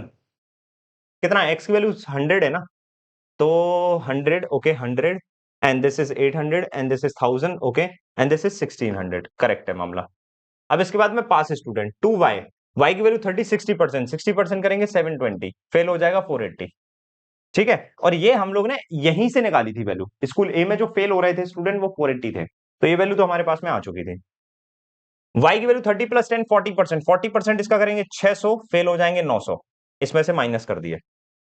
2y करेंगे तो कितना हो जाएगा तुम्हारे पास में? 60-10 यानी कि 50%। अब तुम देख रहे हो 40% आ रहा है, 50% आ रहा है, विच इज रॉन्ग ना। तो बार ग्राफ के अकॉर्डिंग तो वो रॉन्ग है, लेकिन वो बार ग्राफ सिर्फ और सिर्फ तुम्हारे को एक वैल्यू डिपिक्ट कर रहा है भाई, और कुछ नहीं कर रहा। ठीक है, तो यहाँ पे 2y की वैल्यू कितनी हो गई तुम्हारे पास में, यानी कि 60 माइनस 10 इज 50%, यानी 400 हो रहे हैं पास और 400 हो रहे हैं तुम्हारे फेल। ओके, आ गया।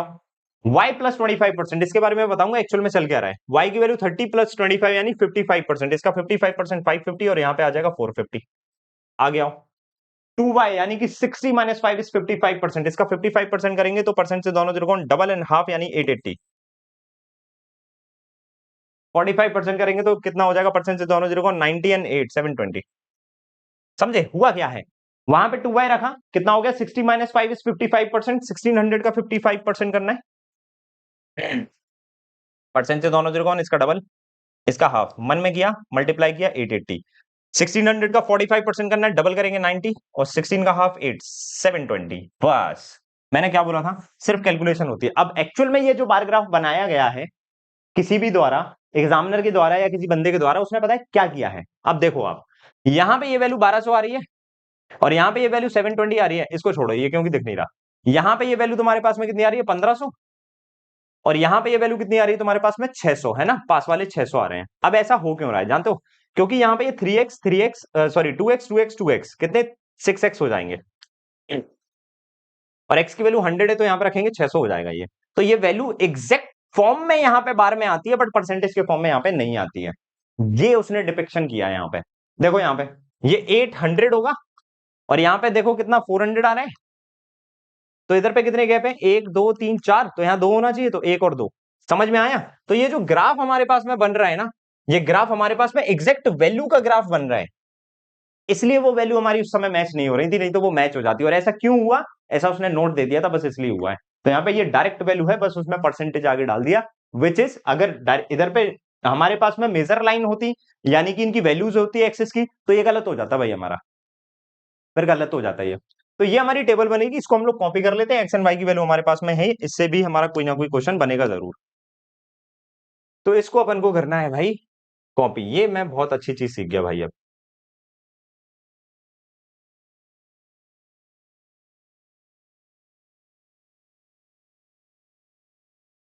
देखो भाई,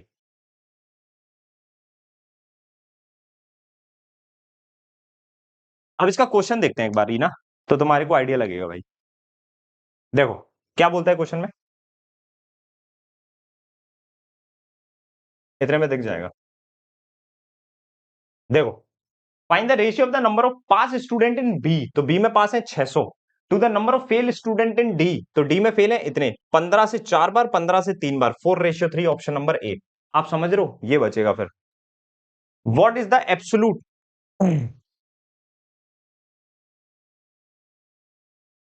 हाँ जी, क्या बोलता है, what is the absolute difference between the failed student of B, तो फेल्ड स्टूडेंट ऑफ बी ये रहा, and the total number of pass student in E, तो ये रहा ई, इन दोनों का डिफरेंस 20।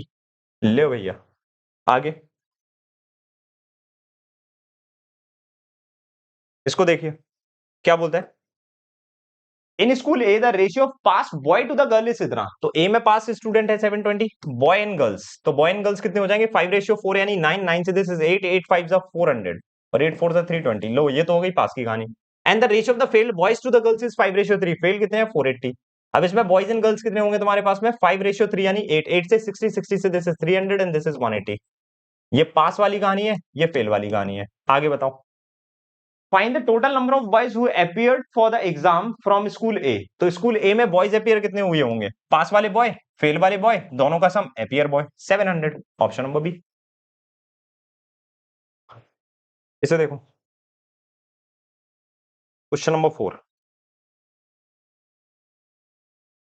क्वेश्चन नंबर 4 जो रहेगा भैया, इसमें आपका होमवर्क का रहेगा, homework number I guess 4 number का है ये, क्योंकि 3 तो मैंने उस डीआई में दिए थे। और क्वेश्चन नंबर ये वाला भी कर लेंगे अपन लोग। तो ये क्वेश्चन नंबर 5 है हमारा, तो होमवर्क नंबर 5 हो गया हमारा, ठीक है। इनके आंसर आप लोग दीजिएगा। अगर आपको ये क्लास समझ में आई होगी तो डेफिनेट सी बात है आप इसके आंसर भी बहुत बढ़िया तरीके से दे पाएंगे। लेकिन अगर आपको तैयारी करना है पूरी क्वांट की, एक कंप्लीट क्वांट हमारे कंट्रोल में आए, तो यहां पे आपके अर्थमेटिक के फाउंडेशन सारे चालू हो रखे हैं भाई। इसको आप लोग क्वांट फाउंडेशन भी कंसीडर कर सकते हो। यहां पे आपका अर्थमेटिक और क्वांट से रिलेटेड लाइक स्पीड मैथ हो गई, या फिर हमारे पास में सिंप्लीफिकेशन हो गया, या फिर ये सारी चीजें है ना। तो यहाँ पे आपको पूरा मिलेगा, जैसे कैलकुलेशन कैसे करते हैं, वन शॉट मिल गया। इसके बाद में आपको परसेंटेज हो गया, प्रॉफिट एंड लॉस हो गया, यानी जितने भी टॉपिक वाइज हमारे चैप्टर्स हैं उनकी conceptual thing and easy moderate and उनके हाई लेवल के क्वेश्चंस एक ही पर्टिकुलर वीडियो में मिलेंगे। ये है वो कोर्स जो आज हम लोग ने क्लास किया है, डीआई फाउंडेशन कोर्स, है ना। तो यहाँ पे आपको टेबुलर डीआई में करा चुका हूं, आप लोग देख लीजिएगा। आज हम लोग ने बार ग्राफ कर लिया, वो भी देख लीजिएगा। यहाँ आपकी आरबीआई असिस्टेंट पूरी क्या हो रहा है, आरबीआई असिस्टेंट की पूरी प्रिपरेशन, पूरी क्वांट की प्रिपरेशन की अगर हम बात करें तो किस किस तरह से चीजें होती हैं, यानी आरबीआई असिस्टेंट ओरिएंटेड क्लास हमारी इस प्लेलिस्ट में हो रही है। अब ये तीनों जो प्लेलिस्ट है ना, ये हमारी क्लासेस डेली बेसिस पे यहां पे क्लासेस फिल हो रही हैं, है ना। ये वाली क्लासेस हमारी लाइव जा रही हैं डेली, इसे आप लाइव अटेंड कर सकते हो सुबह 11 बजे, ये लाइव होती है। ये वाली क्लास भी मैंने स्टार्टिंग में लाइव लिया, बट मुझे अभी ऐसा लगता है कि यार ये सुकून से सीखने वाली चीजें हैं, तो ये हमारी रिकॉर्डिंग अपलोड होती है, और यहां पे भी हमारी रिकॉर्डिंग अपलोड होती है। लेकिन रिकॉर्डिंग ये हमारी रीसेंट रिकॉर्डिंग है, रीसेंट यानी कि अभी जो मैं ये आज बार ग्राफ वाली जो क्लास बता रहा हूं आपको, ये जो क्लास आप देख रहे हो, ये 8 मार्च की रिकॉर्डिंग है, जिस दिन फाइनल चल रहा है। आप टाइम देख सकते हो उधर पे 7:39 हो चुके, यानी कि मैच निकल चुका है भाई। तो मुझे नहीं पता अभी कौन मैच खेल रहा है, कैसा मैच खेल रहा है, बट मैं यहां पे आपको ये चीज पढ़ा रहा हूं, तो आपको ये चीज समझना है भाई, ठीक है। सो ये है कहानी भाई पूरी। तो यहाँ पे आपका फाउंडेशन हो जाएगा, यहाँ पे आपका डीआई वाला जो फाउंडेशन है। अब फाउंडेशन कैसा है आप खुद देख लो, यहाँ पे मैंने सिर्फ वो प्री की बेसिक बेसिक कैलकुलेशन वाली चीजें नहीं कराई है, मैंने डिटेल में जाके थोड़ा सा आपको अंडरस्टैंड कराने की कोशिश की है। एंड यहाँ पे हमारा आरबीआई असिस्टेंट के लिए मैं एक पेपर करा चुका हूँ, उसकी वन शॉट कुछ क्लासेस करा चुका हूँ मैं, नंबर सीरीज की, सिंप्लीफिकेशन की, रॉन्ग नंबर सीरीज की क्लास हमारी 9 मार्च सुबह 11 बजे की शेड्यूल्ड है। तो जब भी आप ये वीडियो देखो, अब हालांकि मेरे हिसाब से आप 9 मार्च के बाद ही देखोगे ये वीडियो, लेकिन जब भी आप ये वीडियो देखोगे, आपको ये सारी चीजें फॉलो करना है जो भी मैं यहाँ पे आपको बता रहा हूँ, आपका एक अच्छा खासा क्वांट में पकड़ आ जाएगी। अगर आप लोग मेरे से मेंटरशिप लेना चाहते हो, गाइडेंस लेना चाहते हो, एग्जाम से रिलेटेड, क्वांट से रिलेटेड, रीजनिंग से रिलेटेड, अगर आपको कुछ डेप्थ में जाके कंसेप्चुअल चीजें पढ़ना है, ऑर्गेनाइज तरीके से किसी एग्जाम को टारगेट करते हुए पढ़ना है, तो आप वेटरनशिप में आइए। इसमें आपको मैं हर एक एग्जाम को टारगेट करते हुए पढ़ाता हूँ, कैसे उसके मॉक लगाना है, कैसे उसकी डिफिकल्टी पकड़ना है, कैसे उसकी रेलेवेंसी पकड़ना है, वो सारी चीजें आपको यहाँ पे वेटरनशिप में मिल जाती है। डिस्क्रिप्शन में इन सभी चीजों की लिंक दी गई होंगी, आप जाके वहां से एनरोल कर सकते हो। और प्रैक्टिस पर्पज से अगर हम बात करें तो रेलेवेंट कंटेंट की कमी इंटरनेट पे उतनी ज्यादा है नहीं, यूट्यूब पे भी हमारे को उतना ज्यादा मिल नहीं रहा है, मॉक में भी उतना मिल नहीं रहा है। तो रेलेवेंट कंटेंट की प्रैक्टिस कैसे हो, जिससे कि हमारे हर एक एग्जाम को हम टारगेट कर सकें, तो the veteran quant weekly magazine हमारे पास में है, जो कि ऑलरेडी वेबसाइट पे और एप्लीकेशन पर डली हुई है। आप वहां पे जाइए, उधर पे आपकी जो फाइल्स हैं वो अपडेट होती रहती हैं, आप उससे प्रैक्टिस कीजिए और देखिए आपकी तैयारी किस तरह से चल रही है। एंड देन ये कुछ रिजल्ट्स हैं, आप लोग देख सकते हैं। और ऐसे ही रिजल्ट्स जो हैं, मैं चाहता हूं कि आप लोग भी अच्छे तरीके से पढ़ाई करेंगे, तो डेफिनेटली आप भी इसी तरह से रिजल्ट लेके आएंगे। एंड होली की जो सेल है वो भी अभी एक्टिवेट है, आप इसे भी देख सकते हो। बाकी एप्लीकेशन पे आप जाके देख सकते हो, कोर्सेज वगैरह के बारे में विजिट कर सकते हो, वेबसाइट को भी विजिट कर सकते हो, ठीक है। बाकी प्रैक्टिस तो कर ही सकते हो, क्लास लो या ना लो वो बात की बात है। क्लास ले लोगे तो फिर एक ऑर्गेनाइज तरीके से चीजें हो जाती हैं, आपको समझ में आएगा कि हाँ भाई हमें किस लेवल का पढ़ना है और एक्चुअल में किस एग्जाम के लिए क्या जरूरी है।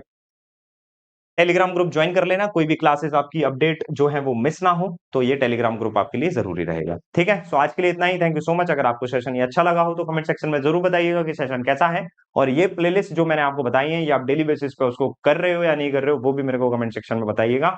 और आपका क्या फीडबैक रहा, आप क्या सीखे आज की क्लास से, वो जरूर बताइएगा। इसी तरह से हम लोग मिलते रहेंगे। Thank you so much, take care, bye, Radhe Radhe.